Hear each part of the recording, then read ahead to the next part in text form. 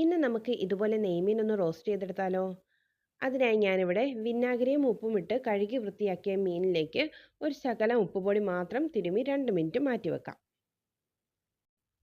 ഇനി മുളകുപൊടി, മഞ്ഞൾപ്പൊടി, കുറച്ച് നാരങ്ങാനീരും വെള്ളവും വെളിച്ചെണ്ണയും ചേർത്ത് കുഴച്ച് വെച്ചിരിക്കുന്ന മിക്സിലേക്ക് മീൻ പുരട്ടിയെടുക്കാം.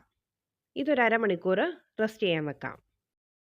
ഗ്രേവി ഉണ്ടാക്കാനായി 2 ചെറിയ സവോള, പെരിഞ്ജീരകം, ഇഞ്ചി വെളുത്തുള്ളി കനം കുറച്ചരിഞ്ഞത്, ശകലം മിൻറ്റ്, കറിവേപ്പില, തക്കാളി ചെറുതായി അരിഞ്ഞത്, തേങ്ങാപ്പാൽ ഇത്രയാണ് എടുത്തിരിക്കുന്നത്.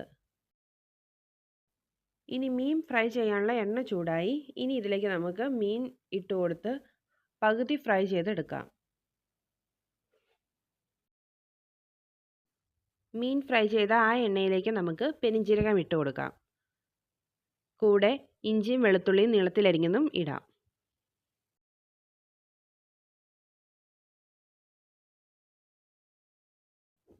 ഒന്ന് ഇളക്കിയ ശേഷം എടുത്തു വച്ചിരിക്കുന്ന കറിവേപ്പില ഇട്ട് കൊടുക്കാം. പിന്നെ നമ്മൾ അരിഞ്ഞു വെച്ചിരിക്കുന്ന സവോളയും ഇട്ട് ഒന്ന് നന്നായി ഇളക്കി കൊടുക്കാം.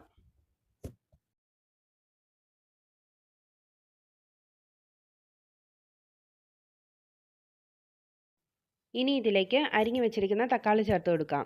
തക്കാളി ചേർത്തതിന് ശേഷം നമുക്ക് ഒന്ന് മൂടി വെച്ച് വേവിച്ചെടുക്കാം. ഇപ്പോൾ തക്കാളിയും സവോളയൊക്കെ നന്നായി വെന്ത് വന്നിട്ടുണ്ട്. ഇനി നമുക്കിതിലേക്ക് മസാലകൾ ആഡ് ചെയ്യാം. 2 സ്പൂൺ മല്ലിപ്പൊടി, ശകലം മഞ്ഞൾപ്പൊടി, 1 ടീസ്പൂൺ മുളക് പൊടിയും ചേർത്ത് 2 മിനിറ്റ് മസാലകൾ മാത്രം ഒന്ന് ഇളക്കി കൊടുക്കാം.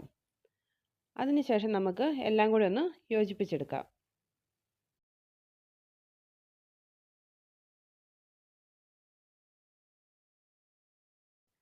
ഇനി ഇതിലേക്ക് മിൻറ്റും ഒരു ചെറിയ നാരങ്ങയുടെ നീരുമാണ് ചേർത്ത് കൊടുക്കുന്നത്. അതിനുശേഷം നമുക്ക് എരിവിനായി കുരുമുളക് പൊടി ഇടാം. എരിവിൻ്റെ ആവശ്യാനുസരണം ഇടണേ. പച്ചമുളക് വേണ്ടവർക്ക് അതും ചേർക്കാം. ഗ്രേവിക്ക് ആവശ്യമായ ഉപ്പും ചേർക്കാം. ഇപ്പോൾ അരപ്പൊക്കെ നന്നായി ഒന്ന് വെന്ത് വന്നിട്ടുണ്ട്. ഇനി ഇതിലേക്ക് കുറച്ച് തേങ്ങാപ്പാൽ ഒഴിച്ച് കുറുക്കിയെടുക്കാം.